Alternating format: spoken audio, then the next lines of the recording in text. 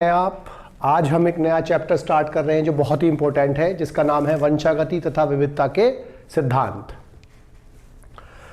इस चैप्टर में बहुत सारे छोटे और बड़े दोनों प्रकार के प्रश्न आते हैं और इस चैप्टर को हमें ढंग से पढ़ने के लिए हमें कुछ बेसिक टर्म इसके हमें पता होने चाहिए।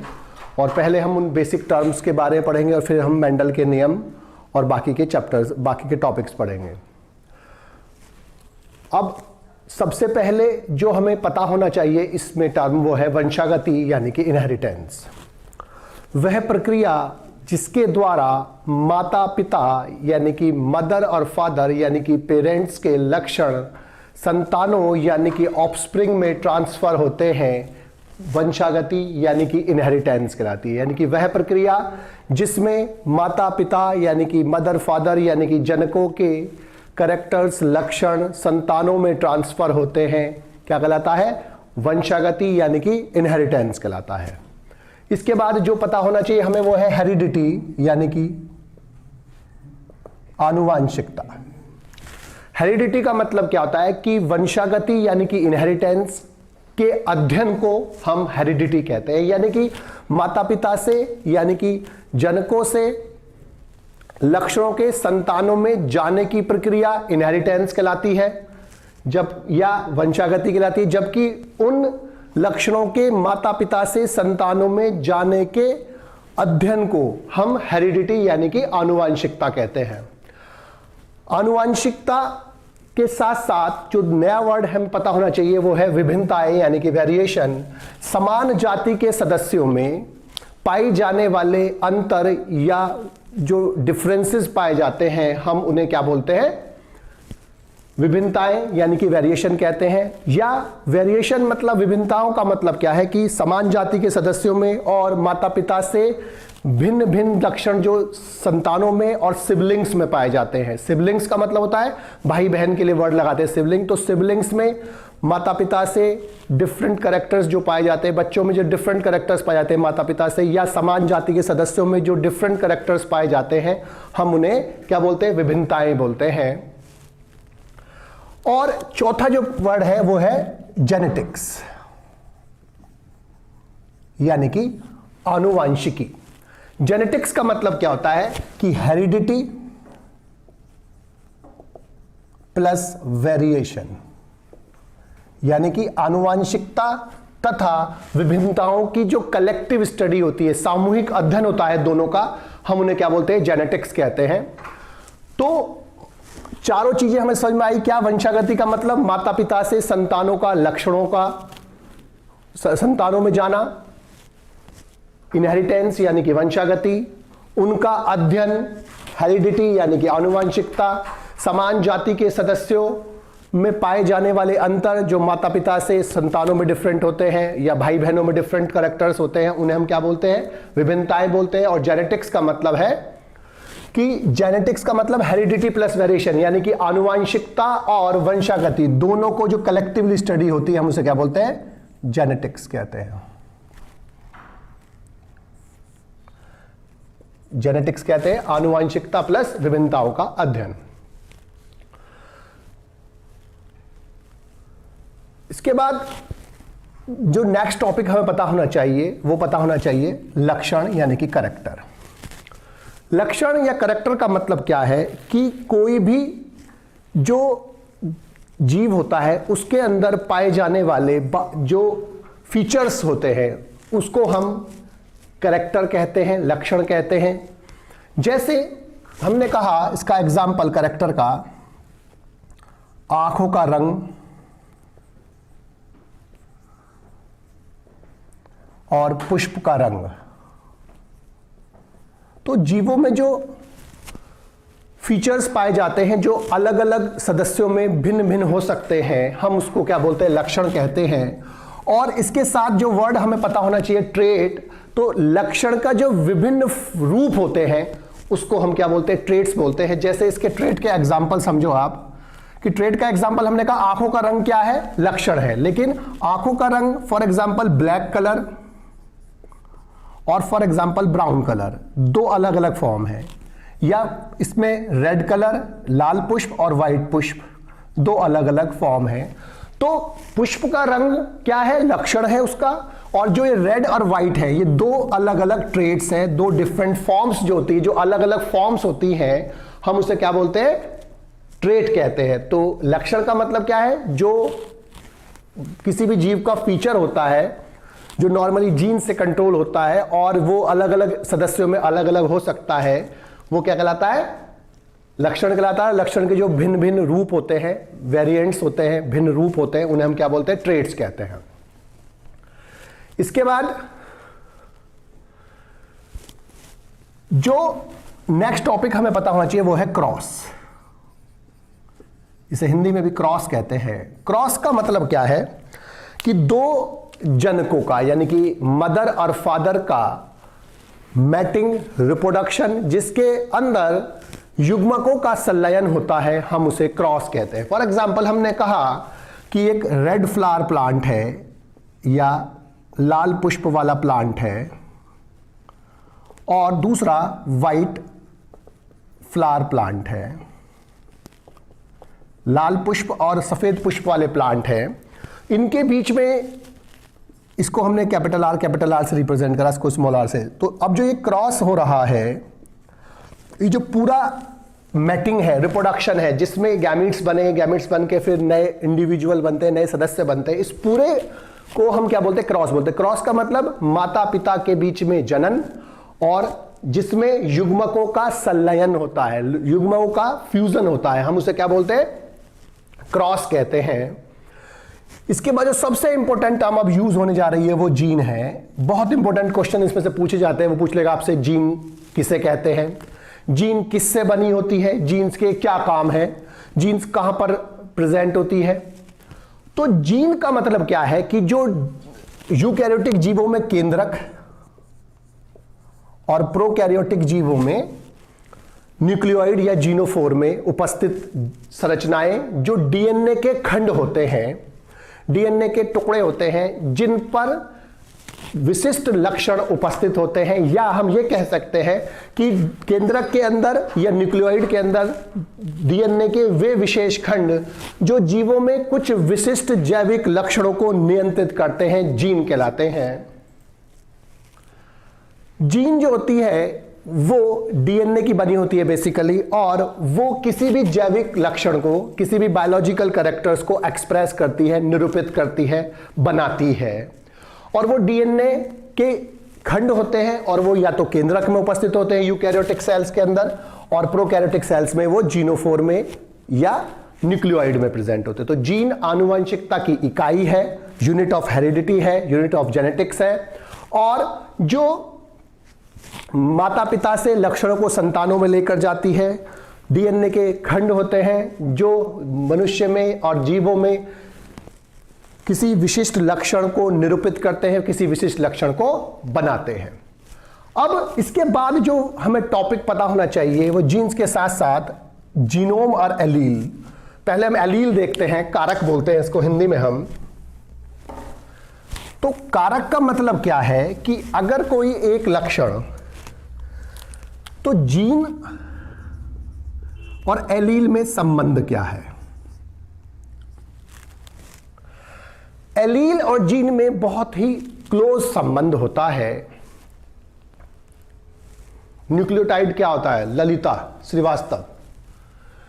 न्यूक्लियोटाइड बेटा डीएनए और आरएनए के यूनिट्स होती हैं। जो डीएनए और आरएनए होते हैं वो न्यूक्लियोटाइड्स होते हैं, और न्यूक्लिक एसिड होते हैं, न्यूक्लिक अम्ल होते हैं, और न्यूक्लिक अम्ल और जो होते हैं वो पॉलीमर्स होते हैं, बहुलक होते हैं न्यूक्लियोटाइड्स के। यानी कि बहुत सारे न्यूक्लियोटाइड्स मिलकर एक मॉलिक्यूल डीएनए या एक मॉलिक्यूल आरएनए यानी कि एक मॉलिक्यूल न्यूक्लिक एसिड बनाते हैं। और एक न्यूक्लियोटाइड में बेसिकली 3 चीजें होती हैं।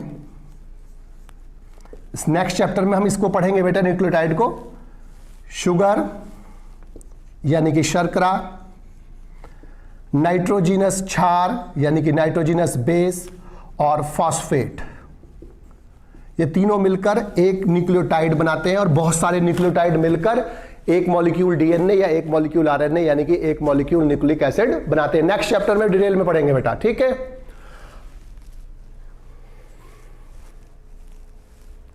जिनके द्वारा ही। अंजलि मिश्रा सर आली क्या होती है? एलील। एलील ही चल रहा बेटा अब। अंजलि अभी एलील के बारे में पढ़ रहे हैं हम कि जीन क्या होती है कि वो डीएनए का खंड होता है जिस पर माता पिता के लक्षण उपस्थित होते हैं, या हम ये कह सकते हैं कि जो किसी भी जीव के अंदर कोई विशिष्ट लक्षण बनाती है, वो खंड डीएनए का जो कोई विशेष लक्षण बनाती है किसी भी जीव में, वो क्या कहती है? जीन कहलाती है। अब नॉर्मल, अभी बड़ी ध्यान समझना इस बात को कि जीन जो है वो एक लक्षण को कंट्रोल करती है। सामान्यतः एक जीन एक लक्षण को कंट्रोल करती है, एक करैक्टर को कंट्रोल करती है, और सामान्यतः एक लक्षण के दो वेरिएंट्स होते हैं, दो डिफरेंट फॉर्म्स होती हैं, जिन्हें हम क्या बोलते हैं? ट्रेट्स कहते हैं। यानी कि हमें समझ में आना कि एक लक्षण एक जीन द्वारा नियंत्रित होता है सामान्यतः, और एक लक्षण में सामान्यतः दो अलग अलग फॉर्म्स पाई जाती है जिन्हें हम ट्रेट्स कहते हैं, और इसीलिए दो ट्रेट है। अब जैसे हमने कहा कि टॉल प्लांट और ड्वार्फ प्लांट, यानी कि लंबा पौधा और बौना पौधा, तो ये जो टॉल और ड्वार्फ है ये दो डिफरेंट फॉर्म्स है एक ही करैक्टर की। और करैक्टर क्या है, लक्षण क्या है इसका? तने की लंबाई। तने की लंबाई इसका लक्षण हो गया, और इसकी जो दो फॉर्म्स है वो है बोना यानी कि ड्वार्फ और लंबा यानी कि टॉल। तो एक लक्षण एक जीन द्वारा नियंत्रित होता है, और एक लक्षण में सामान्यतः दो फॉर्म्स होती हैं, दो ट्रेट्स होती है। इसीलिए हर ट्रेट के लिए एक एलील प्रेजेंट होती है। जैसे हमने कहा टॉल के लिए कैपिटल टी और ड्वार्फ के लिए स्मॉल टी। तो ये जो कैपिटल टी और स्मॉल टी दिखाई दे रहे हैं आपको, ये एलील है। तो यानी कि एक लक्षण के लिए एक जीन होती है, और एक लक्षण में दो फॉर्म्स पाई जाती है जिन्हें हम सामान्यतः ट्रेट कहते हैं, और हर ट्रेट के लिए जीन का एक पार्ट होता है, उसे हम क्या बोलते हैं? एलील। और इसकी definition simple, alternative form of gene. Gene की दो ऑल्टरनेटिव फॉर्म्स होती है सामान्यतः। तो जीन की जो अल्टरनेटिव फॉर्म्स होती है, एकांतर जो रूप होता है, फॉर्म होता है, हम उन्हें क्या बोलते हैं? एलील कहते हैं। और समानता एक जीन में दो एलील्स होते हैं। जैसे हमने कहा टॉल और ड्वार्फ में कैपिटल टी स्मॉल टी, ये दो एलील है किसकी?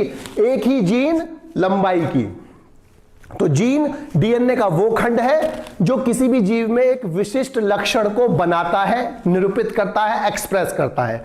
जबकि एक जीन एक करैक्टर को कंट्रोल करती है, और एक लक्षण में दो फॉर्म्स होती है, इसलिए एक जीन में दो एलील्स होती है। एक एलील एक फॉर्म के लिए, एक ट्रेट के लिए, दूसरी एलील दूसरे के लिए। अब इसके बाद जो हमें पता होना चाहिए टॉपिक, वो होना चाहिए जीनोम।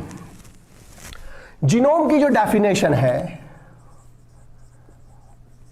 उसके लिए हमें हैप्लॉइड डिप्लॉइड यानी कि अगुणित डिप्लॉइड और द्विगुणित के बारे में पता था। हमने पहले क्लास में पढ़ा था कि अगुणित का मतलब क्या होता है? जब क्रोमोसोम्स पेयर में नहीं होते, युग्म में नहीं होते, अलग अलग होते हैं, उस कंडीशन को हम बोलते हैं अगुणित यानी कि हैप्लॉइड। और जब गुणसूत्र पेयर में होते हैं, युग्म में होते हैं, उस कंडीशन को बोलते हैं डिप्लॉइड यानी कि द्विगुणित। हायर ऑर्गेनिज्म, उच्च पादप, उच्च जंतु डिप्लॉइड होते हैं, द्विगुणित होते हैं, जबकि निम्न जीव जो होते हैं वो अगुणित माने जाते हैं। तो जीनोम का मतलब क्या है कि टोटल जीन, कितनी टोटल जीन किसमें? इन हैप्लॉइड सेट ऑफ क्रोमोसोम,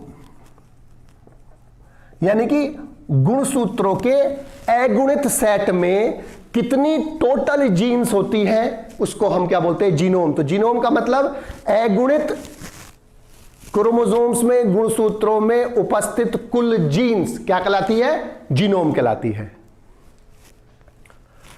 इसके बाद जो हमें पता होना चाहिए, अब फिनोटाइप और जीनोटाइप, और होमोजाइगस और हेटेरोजाइगस। इसके बाद पहले हम पढ़ेंगे होमोजाइगस और हेटेरोजाइगस, यानी कि समयुग्मजी और विषमयुग्मजी।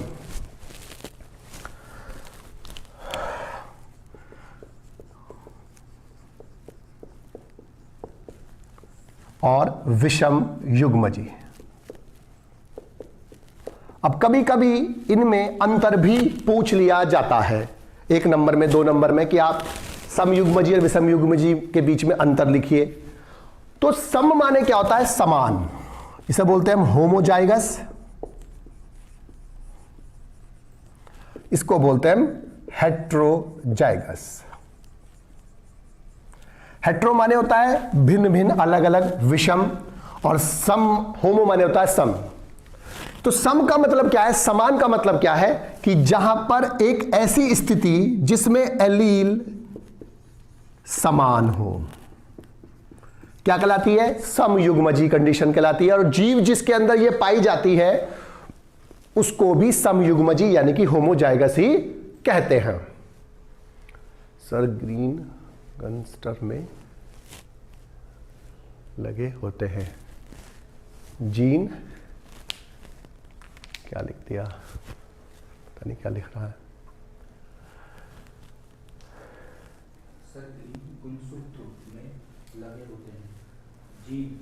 ललिता, जो जीन है वो बेटे गुणसूत्र में होते हैं, लेकिन अगर हम प्रोकैरियोट्स की बात करेंगे तो वहां पर फॉल्स क्रोमोसोम होते हैं, वहां ट्रू क्रोमोसोम्स नहीं होते। इसलिए हम क्या कहते हैं कि जीन्स कहां प्रेजेंट है, हमने पहले कहा था कि यूकैरियोट्स में केंद्रक में, और जो प्रोकैरियोट्स है उनमें जीनोफोर में या न्यूक्लियोइड में होते हैं। गुणसूत्र जो होते यूकैरियोट्स में ट्रू गुणसूत्र होते हैं, क्रोमोसोम्स होते हैं, लेकिन उनमें फॉल्स क्रोमोसोम्स होते हैं क्योंकि उनमें हिस्टोन प्रोटीन नहीं होती प्रोकैरियोट्स में। तो इसलिए हमने डीएनए के जो खंड के लिए बात करी जीन्स की, हमने केंद्रक के अंदर और न्यूक्लियोइड के अंदर बात करी थी। इसलिए अब जब किसी भी कंडीशन में जब किसी जीन की दो एलील समान होती है तो उसे हम बोलते हैं समयुग्मजी, और जब असमान होती है तब हम इसको क्या बोलते हैं, विषम युग्मजी। जैसे हमने कहा कि टॉल के लिए हमने कैपिटल टी लिखा, ड्वार्फ के लिए हमने स्मॉल टी लिखा, येलो के लिए कैपिटल वाई लिखा। तो ये जो कंडीशन है जिसमें दोनों जीन्स की दोनों एलील समान होती है, हम उसे क्या बोलते हैं, समयुग्मजी यानी कि होमोजाइगस कंडीशन। लेकिन अगर ये कंडीशन हो कैपिटल टी स्मॉल टी या capital Y small Y, capital R small R, तो जब दो एलील अलग अलग होंगी, एक जीन की एक कंडीशन जिसमें दो अलग अलग होंगी, तो हम उसे क्या बोलेंगे, विषम युग्मजी। जीन समान होते हैं उनमें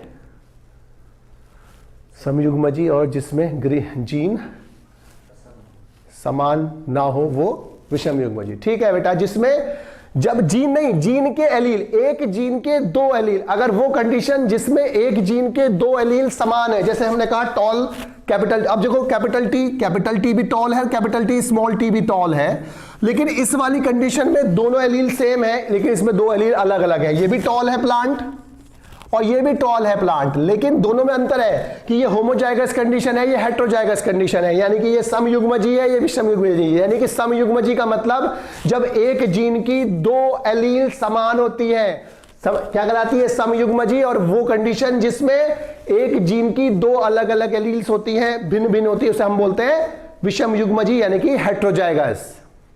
क्लियर हो गया बेटा? आगे बढ़ेंगे अब हम। इसके बाद हमें पता होना चाहिए फिनोटाइप और जीनोटाइप, यानी कि लक्षण प्रारूप और जीन प्रारूप।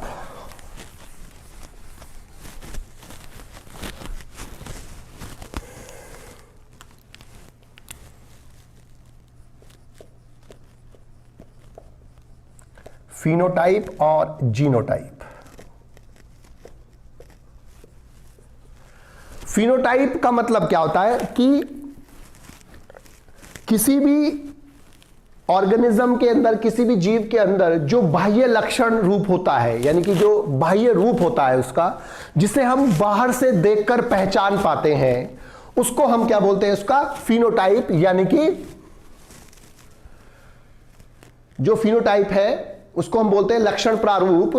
तो ये लक्षण प्रारूप का मतलब क्या है कि बाहर से दिखने वाला कोई भी फीचर, कोई भी लक्षण क्या कहलाता है, फिनोटाइप कहलाता है। जैसे हमने कहा कि अगर एक हम क्रॉस कर रहे हैं, एक टॉल यानी कि लंबे पौधे और एक ड्वार्फ यानी कि बौने पौधे के बीच में अगर हम क्रॉस करा रहे हैं, तो हमें कैसे पता चला कि ये पौधा लंबा है या ये पौधा बौना है? हमने देखा, बाहर से हमें दिखाई दिया, हमने कहा कि लाल पुष्प वाला पौधा है, ये सफेद पुष्प वाला पौधा है। तो जो हम लक्षण बाहर से देखते हैं, तो यानी कि बाह्य दृश्य रूप जो होता है किसी भी लक्षण का, किसी भी जीव के अंदर जो पाया जाता है, उसे हम क्या बोलते हैं? फिनोटाइप। और जीनोटाइप का मतलब क्या है कि एलील के रूप में सिंबल्स के द्वारा लक्षण प्रारूप यानी कि फिनोटाइप को प्रदर्शित करना जीनोटाइप का था। हमने कहा कि टॉल और डॉर्फ का क्रॉस कराया, तो ये इसका क्या हो गया? फिनोटाइप है। हमने कहा ये टॉल प्लांट है और ये डॉर्फ प्लांट है। लेकिन हमने कहा टॉल के लिए हमने रिप्रेजेंट करा कैपिटल टी और डॉर्फ को करा हमने स्मॉल टी, तो ये इसका जीनोटाइप हो गया। क्योंकि टॉल कैपिटल टी या स्मॉल टी क्या है? ये एलील्स है। तो फिनोटाइप का मतलब, लक्षण प्रारूप का मतलब क्या है? जीन संरचना के आधार पर अनुपात को जीन रूप अनुपात कहते हैं। तो फिनोटाइप यानी कि लक्षण प्रारूप का मतलब जो किसी जीव का बाह्य लक्षण रूप होता है, बाह्य दृश्य रूप होता है, हम उसे क्या बोलते हैं? लक्षण प्रारूप। और जब हम लक्षण प्रारूप को यानी कि फिनोटाइप को एलील के रूप में, सिंबल्स के रूप में प्रदर्शित करते हैं, तब हम उसे क्या बोलते हैं? जीनोटाइप। तो ये इसका जीनोटाइप हो गया, ये इसका फिनोटाइप हो गया। इसके बाद जो हमें पता होना चाहिए वो होना चाहिए संकर यानी कि हाइब्रिड और हाइब्रिडाइजेशन। अब वो क्वेश्चन आपसे पूछ लेगा कि संकर यानी कि हाइब्रिड से आप क्या समझते हो और हाइब्रिडाइजेशन क्या होता है, या हाइब्रिडाइजेशन और संकर में क्या संबंध है। अगर हम दो भिन्न भिन्न जीनोटाइप, अभी देखो हमने दो भिन्न भिन्न जीनोटाइप वाले लक्षण वाले प्लांट लिए, इसका जीनोटाइप कैपिटल टी है, स्मॉल टी। जब हम दो डिफरेंट यानी कि भिन्न भिन्न जीनोटाइप वाले जनकों, माता और पिता के बीच में क्रॉस कराते हैं, तो अब ये इसके बनते हैं गैमीट्स। इसे हम पुनिट स्क्वायर बोलते हैं। ये युग्मक बनते हैं और जो युग्मक होते हैं, गैमीट्स होते हैं, वो हमेशा हैप्लॉइड होते हैं। और अब इनके दोनों के फ्यूजन से जो बनता है ये बनेगा टॉल, लेकिन कैसा बनेगा? ये हाइब्रिड यानी कि संकर। तो दो लाइन में हमें क्या समझना है हाइब्रिड और हाइब्रिडाइजेशन में, कि जब हम दो भिन्न भिन्न जीनोटाइप वाले जनकों के बीच यानी कि दो भिन्न भिन्न जीनोटाइप वाले माता और पिता के बीच क्रॉस कराते हैं, तो उनसे उत्पन्न होने वाली संतान, ये संतान है, ऑफस्प्रिंग बोलते हैं इसको, प्रोजेनी भी बोलते हैं, संतान हाइब्रिड कहलाती है, संकर कहलाती है। और इस प्रक्रिया को, इस प्रोसेस को हम संकरण यानी कि हाइब्रिडाइजेशन कहते हैं। तो संकरण का मतलब दो भिन्न भिन्न जीनोटाइप वाले लक्षणों वाले माता पिता या जनकों के बीच क्रॉस कराने पर जो संतान उत्पन्न होती है उसे हम क्या बोलते हैं? हाइब्रिड यानी कि संकर। और इस प्रक्रिया को या इस प्रोसेस को हम क्या बोलते हैं? हाइब्रिडाइजेशन कहते हैं। इसी के साथ साथ अब दो वर्ड और है, प्रभावी और अप्रभावी, यानी कि डोमिनेंट और रिसेसिव। डोमिनेंट और रिसेसिव यानी कि प्रभावी और अप्रभावी का मतलब क्या है कि जब हम दो भिन्न भिन्न जीनोटाइप वाले या दो अलग अलग जनकों के बीच क्रॉस करा के संतान उत्पन्न करते हैं, तो जो जनक होते हैं हम इनको बोलते हैं पी जनरेशन यानी कि पी पीढ़ी। यहां पी का मतलब है पेरेंट यानी कि जनक। तो ये जो पीढ़ी होती है ये जनक पीढ़ी कहलाती है, पेरेंट जनरेशन है।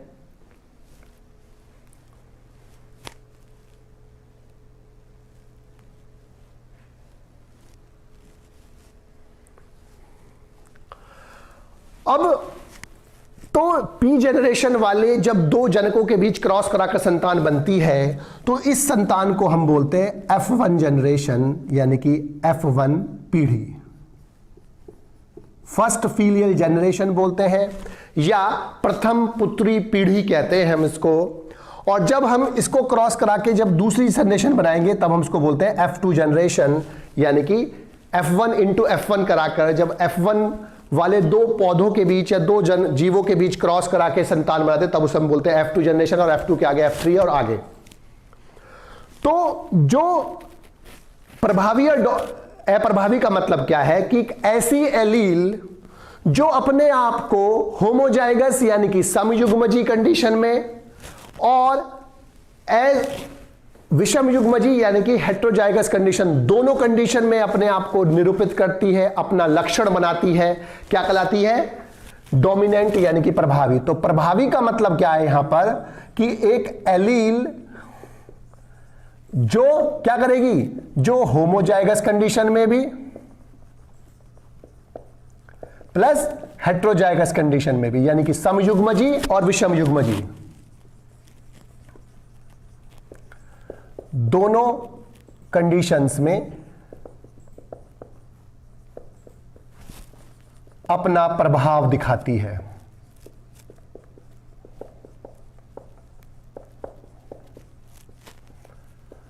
क्या कहलाती है? प्रभावी यानी कि डोमिनेंट। जैसे हमने कहा कि एक टॉल प्लांट और एक डॉर्फ प्लांट का क्रॉस कराने पर इसके जो गैमिट्स बनेंगे कैपिटल टी, ये एक अलग गैमिट है, ये अलग गैमिट है, ये अलग गैमिट है, ये एक अलग गैमिट है। तो जब ये गैमिट्स फ्यूज होंगे तो संतान बनेगी कैपिटल टी स्मॉल टी। तो कैपिटल टी स्मॉल टी जो संतान बनी है ये बनेगी टॉल और वो होती है हाइब्रिड। तो ये टॉल वाली एलील है यानी कि जो कैपिटल टी वाली एलील है, इसने अपने आप को यहां पर होमोजाइगस कंडीशन यानी कि समयुग्मजी कंडीशन में भी एक्सप्रेस करा, दिखाया, बनाया। इसके अलावा जब ये विषम युग्मजी कंडीशन यानी कि हेट्रोजाइगस कंडीशन में आ गई तब भी इसने अपना प्रभाव दिखाया, अपना लक्षण बनाया।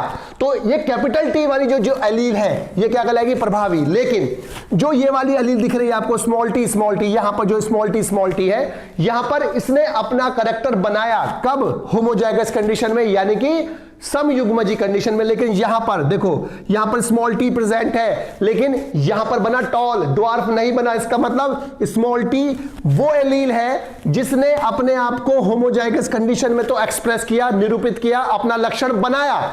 लेकिन जैसे ही वो हेट्रोजाइगस कंडीशन में आ गई तो उसने अपना लक्षण बनाना बंद कर दिया। अर्थात एक ऐसी एलील जो होमोजाइगस कंडीशन में तो अपना लक्षण निरूपित करती है, अपना लक्षण बनाती है, अपने आप को एक्सप्रेस करती है, लेकिन हेट्रोजाइगस कंडीशन में एक्सप्रेस नहीं कर पाती, अपना लक्षण नहीं बनाती।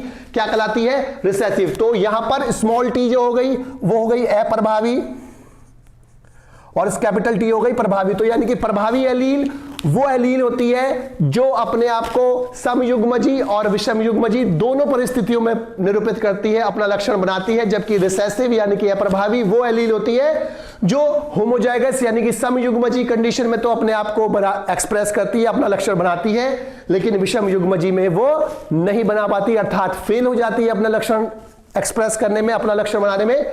तो उसे हम क्या बोलते हैं? अप्रभावी यानी कि रिसेसिव एलील बोलते हैं।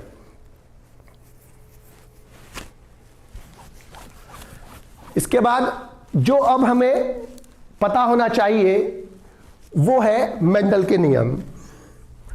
मेंडल के जो नियम है वो बहुत ही इंपॉर्टेंट टॉपिक है जो बोर्ड्स में भी आते हैं। मेंडल के बारे में भी आता है, मेंडल कहाँ पैदा हुए, मेंडल का काम का किस पर करा, पाइसम सटाइवम मटर पर करा।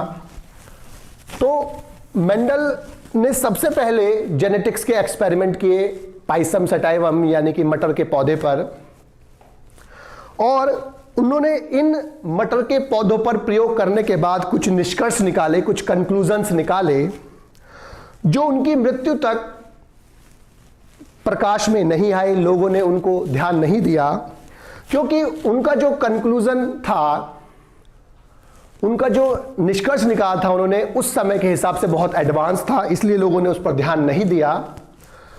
और उनके जो कंक्लूजन्स थे वो उनकी मृत्यु के बाद भी अंधकार में रहे, किसी ने उनको ध्यान नहीं दिया। बाद में 3 साइंटिस्ट थे, हुगो डी वरीज, कोरन्स और शॉनमार्क ने इन प्रयोगों को दोबारा से दोहराया और बताया कि जो मेंडल ने निष्कर्ष निकाले वो बिल्कुल सही है, और उसके बाद उनके नियम जो थे वो प्रकाश में आए। जो मेंडल के नियम हैं वो बेसिकली 2 होते हैं। पहला होता है पृथक्करण का नियम।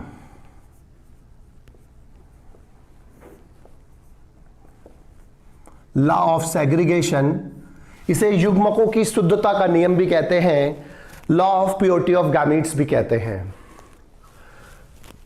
दूसरा नियम जो है वो है स्वतंत्र अपव्यूहन का नियम। तो पहले हम पृथक्करण का नियम देखते हैं। पृथक्करण का नियम एक संकर क्रॉस यानी कि मोनोहैबिट क्रॉस में लागू होता है। अब मोनोहैबिट क्रॉस का मतलब क्या है? एक संकर क्रॉस। पहले हम एक संकर क्रॉस समझते हैं क्या होता है। एक संकर क्रॉस, जब हम एक लक्षण का लेकर क्रॉस कराते हैं, जब हम एक लक्षण को लेकर क्रॉस कराते हैं, यानी कि जब एक जोड़ी एलील्स इन्वॉल्व होते हैं, तो ऐसे क्रॉस को हम मोनोहाइब्रिड क्रॉस यानी कि एक संकर क्रॉस कहते हैं। जैसे हमने कहा कि टॉल और ड्वार्फ के बीच हमने क्रॉस कराया, तो यहां पर जो लक्षण है वो एक है। यहां पर लक्षण क्या है? एक क्या है? तने की लंबाई या पौधे की लंबाई, और उसकी दो फॉर्म्स है, टॉल और ड्वार्फ। लक्षण लेकिन एक है। तो जब हम एक लक्षण को लेकर क्रॉस कराते हैं तब उसे बोलते हैं एक संकर क्रॉस यानी कि मोनोहाइब्रिड क्रॉस। और जब हम दो लक्षणों को ले, फॉर एग्जांपल हमने कहा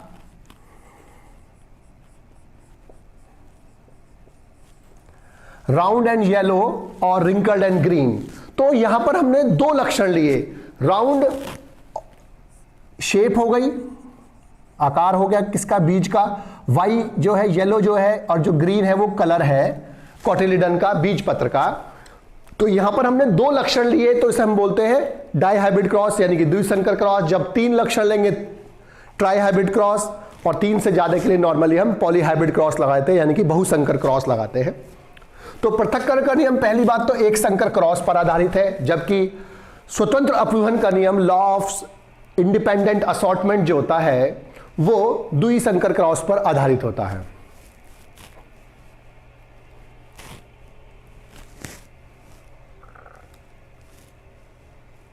देखो जी, अब पृथक्करण का नियम के लिए बहुत आसान है। हमने कहा टॉल के लिए कैपिटल टी स्मॉल टी लिखा। ये क्या हो गया? इसका फिनोटाइप। ये क्या हो गया? इसका जीनोटाइप। और ये क्या बन गए? इसके गैमीट्स बने, अलग अलग गैमीट्स बने। अब इसके क्रॉस करने के बाद मुझे आंसर करना, जो ऑर्गेनिज्म बना वो कैपिटल टी स्मॉल टी बना। ये F1 जनरेशन यानी कि F1 पीढ़ी हो गई। तो ये क्या कहता है पृथक्करण का नियम कि युग्मकों के बनते समय, जब युग्मक बनते हैं अर्थात गैमेटोजेनेसिस होती है, युग्मक जनन होता है, यहां पर युग्मक बन रहे हैं ये वाले, युग्मकों के बनते समय दो एलील्स पृथक हो जाते हैं। अब आप इसको आगे भी देखें, अगर हम इसका क्रॉस कराएं capital T into small T, तो इसके गैमेट्स बनेंगे कैपिटल टी स्मॉल टी, इसके गैमेट्स बनेंगे कैपिटल टी स्मॉल टी। ये एक गैमेट, ये दूसरा गैमेट, ये एक गैमेट, ये दूसरा गैमेट। तो युग्मकों के बनते समय, चाहे वो यहां पर हो चाहे यहां पर हो, युग्मकों के बनते समय दो एलील जो साथ साथ थे पहले, वो अलग अलग हो जाते हैं, पृथक हो जाते हैं, सेपरेट हो जाते हैं, सेग्रीगेट हो जाते हैं। सबका मतलब है अलग होना, पृथक होना। और दोनों अलग अलग गैमीट्स में जाते हैं, अलग अलग युग्मक में जाते हैं। तो ये एक गैमीट है, एक युग्मक है, ये दूसरा, ये तीसरा, ये चौथा फॉर एग्जांपल। तो वो क्या कहता है कि दो एलील्स जो साथ साथ थे वो अब पृथक हो जाते हैं, और जब युग्मनज बनता है यानी कि जब उससे ऑफस्प्रिंग बनेगा, यानी कि अगर अब यहां पर हम क्रॉस कराएं इसको, capital T small T gametes हो गए, कैपिटल टी स्मॉल टी यहां गैमेट्स हो गए, इससे आगे का यहां देख रहे हैं हम। तो ये बन गया कैपिटल टी, ये बन गया कैपिटल टी स्मॉल टी, ये बना कैपिटल टी स्मॉल टी, ये बना स्मॉल टी। तो ये जो जायगोट बने, तो इन जायगोट से एम्ब्रियो और एम्ब्रियो से नया संतान बनेगी। तो वो दो ही लाइन कह रहा है कि युग्मकों के बनते समय दो एलील्स एक दूसरे से अलग हो जाते हैं और भिन्न भिन्न युग्मकों में भिन्न भिन्न गैमीट्स में जाते हैं, और युग्मकों के संलयन के बाद जब युग्मनज बनता है, जायगोट बनता है, तो उनके बनने के समय ये पुनः साथ साथ आ जाते हैं दो एलील्स और अपना अस्तित्व बरकरार रखते हैं। तो दो लाइन में क्या कहना है कि इस नियम के अनुसार युग्मकों के बनते समय दो एलील्स एक दूसरे से पृथक हो जाती हैं, सेग्रीगेट हो जाती हैं, सेपरेट हो जाती हैं, और युग्मनज के बनते समय ये पुनः साथ साथ आ जाती हैं दो एलील्स, यानी कि डिप्लॉयड कंडीशन आ जाती है और अपना अस्तित्व बरकरार रखते हैं। इसके बाद जो दूसरा क्रॉस है, जो दूसरा नियम है मेंडल का, वो है स्वतंत्र अपव्यूहन का नियम, यानी कि law of segregation.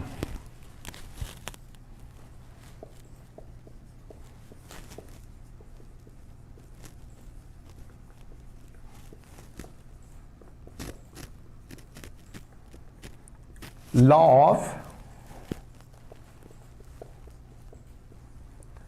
Independent assortment.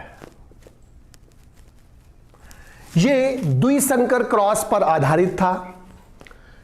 इस नियम के अनुसार, एक लाइन में अगर हम इस नियम को समझना चाहें तो इसके अनुसार कि द्विसंकर और त्रिसंकर और बहुसंकर क्रॉसेस में, यानी कि डाइहाइब्रिड, ट्राइहाइब्रिड और पॉलीहाइब्रिड क्रॉसेस में, प्रत्येक लक्षण की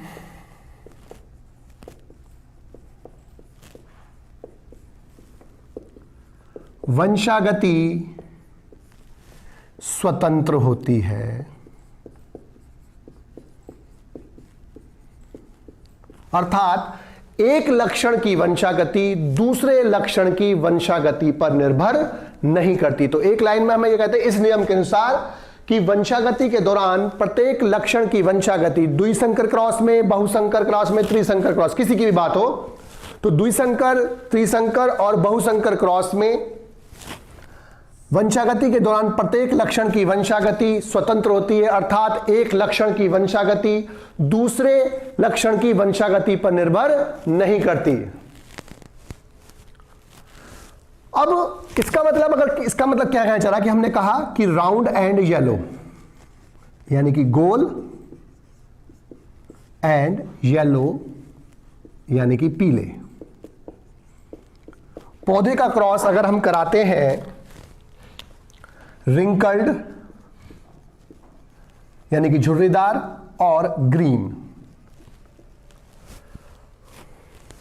तो हम इसको रिप्रेजेंट करते हैं कैपिटल आर से। येलो के लिए कैपिटल वाई लिखते हैं, इसके लिए स्मॉल आर, स्मॉल वाई।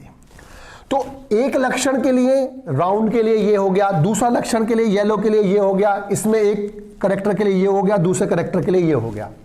तो वो ये कहना क्या चाहता है कि इस लक्षण की वंशागति इस लक्षण की वंशागति पर निर्भर नहीं करेगी, या इसकी वंशागति इस पर निर्भर नहीं करेगी। इसकी वंशागति अलग होगी, इसकी वंशागति अलग होगी। अर्थात द्विसंकर क्रॉस में, त्रिसंकर क्रॉस में और बहुसंकर क्रॉसेस में प्रत्येक लक्षण की वंशागति स्वतंत्र होती है, इंडिपेंडेंट होती है। अर्थात इसका मतलब क्या है कि एक लक्षण की वंशागति दूसरे लक्षण की वंशागति पर निर्भर नहीं करती, दोनों की वंशागति अलग अलग, पृथक पृथक होती है। इसके बाद हमें दो टॉपिक्स और पढ़ने जो बहुत इंपॉर्टेंट टॉपिक है, इनमें कभी कभी अंतर भी पूछ लिया जाता है।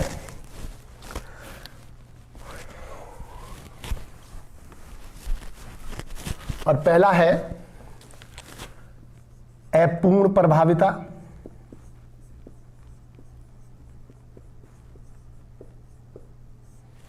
और दूसरा है सहप्रभाविता।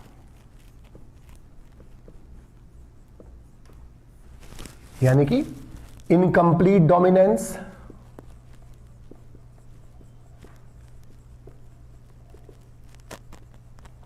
और कोडोमिनेंस।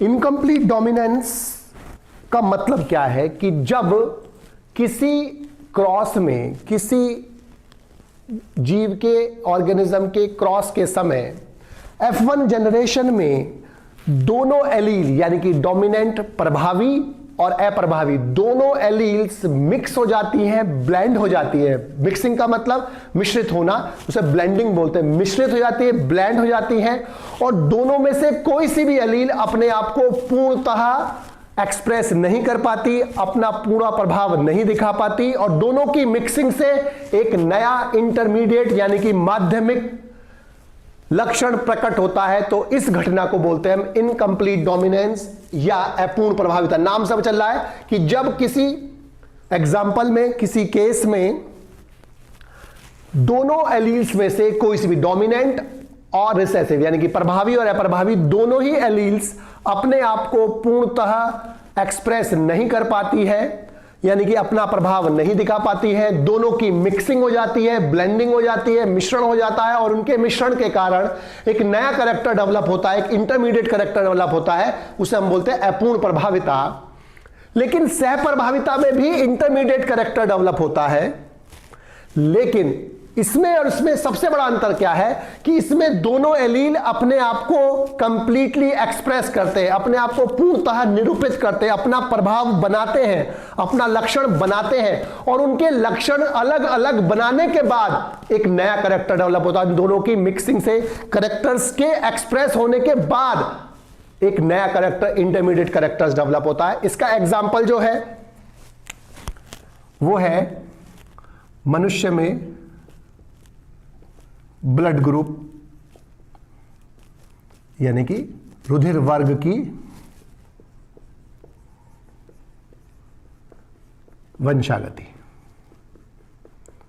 और इसका जो एग्जाम्पल है वो गुलाबास यानी कि 4 o'clock प्लांट में और स्नैपड्रैगन यानी कि डॉग फ्लावर में पुष्प रंग की वंशागति।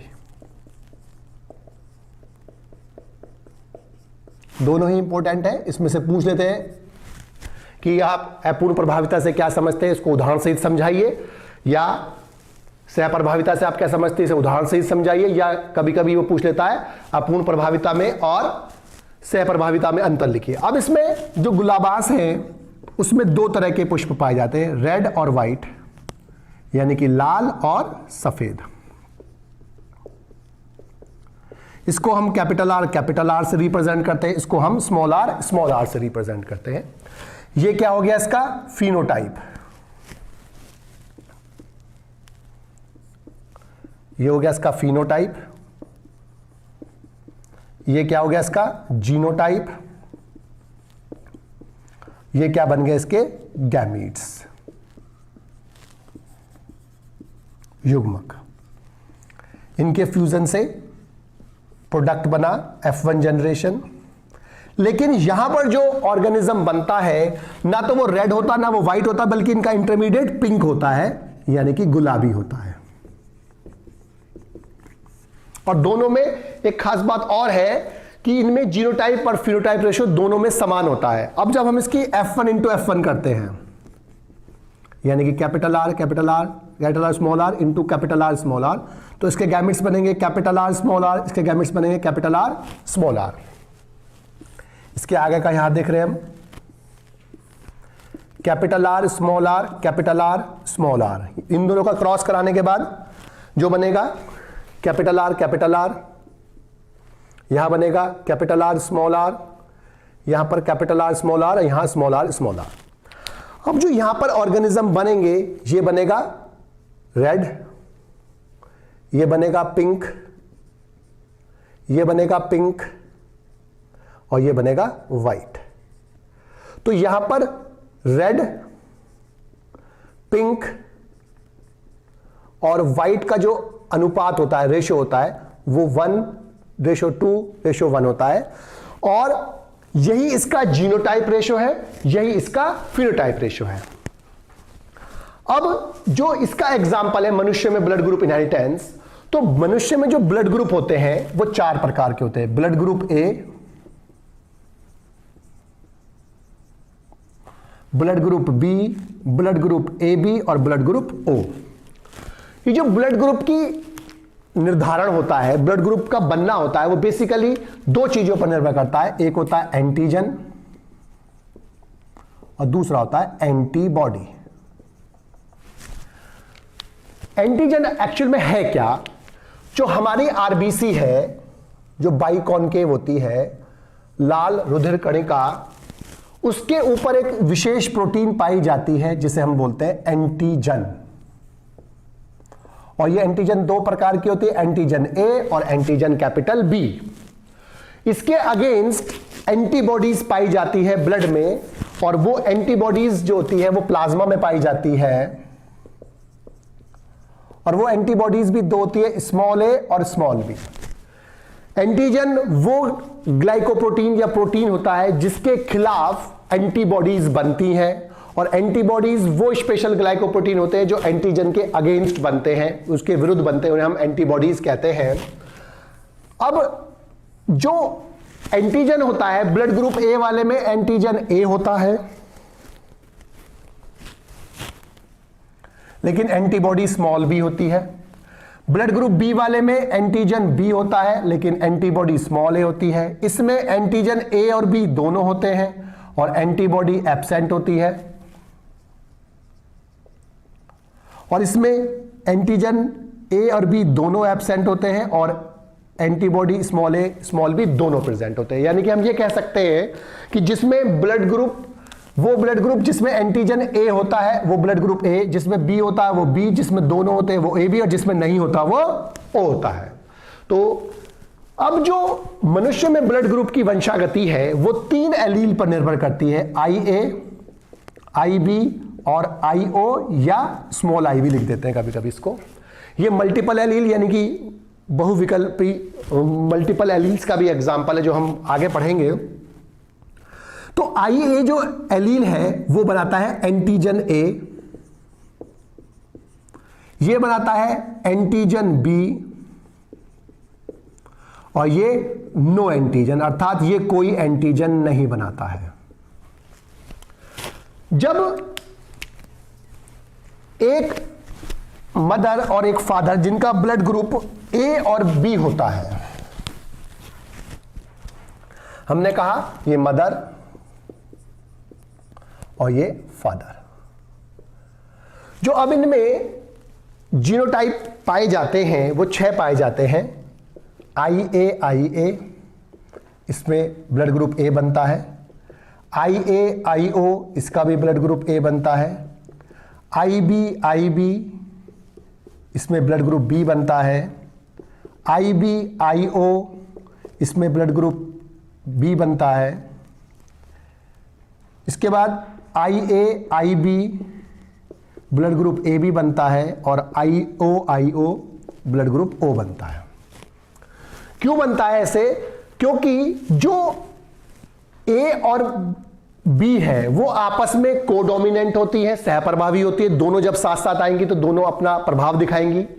लेकिन ए और बी ओ पर, आई ओ पर प्रभावी है, अर्थात जब आई ए के साथ आई ओ आ जाएगा या आई बी के साथ आई ओ आ जाएगा तो ये दोनों प्रभावी होने के कारण आई ए और आई बी आई ओ का प्रभाव नहीं होगा, और ब्लड ग्रुप आई ए आई ओ में भी ए बनेगा और आई बी आई ओ में भी बी बनेगा, क्योंकि आई ए और आई बी आई ओ पर प्रभावी होती है, डोमिनेंट होती है, जबकि आई ए और आई बी जब साथ आ जाएंगे तो सह प्रभावी होंगे।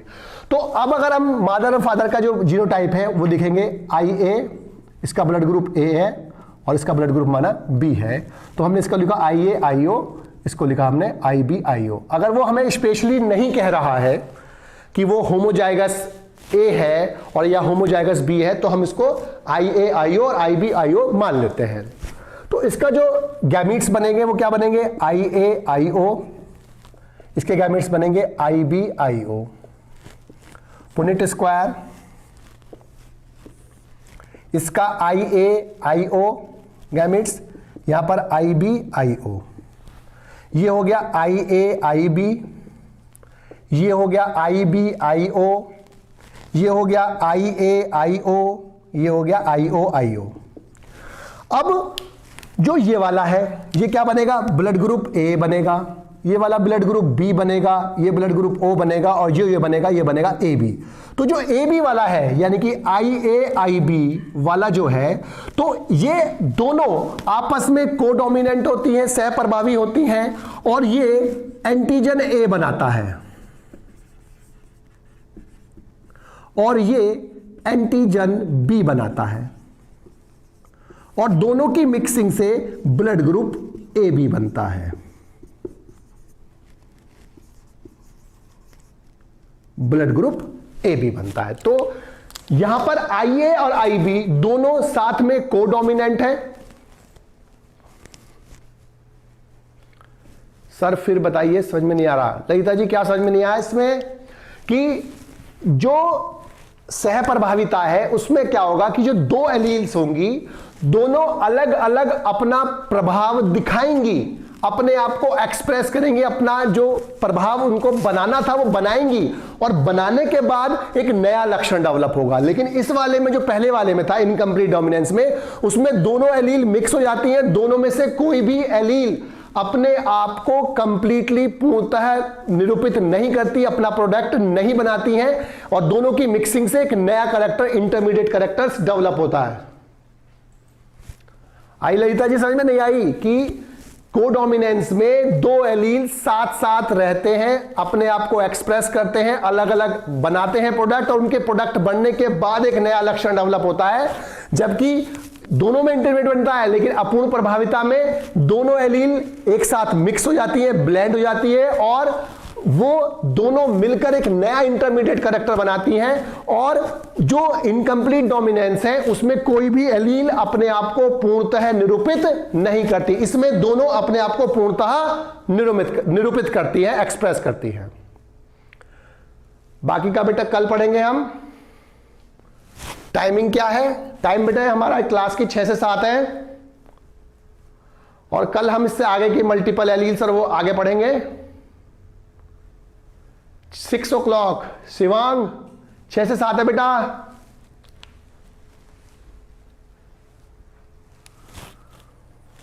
और कोई बच्चा, किसी को कुछ पूछना हो? किसी बच्चे को बेटा कुछ पूछना है?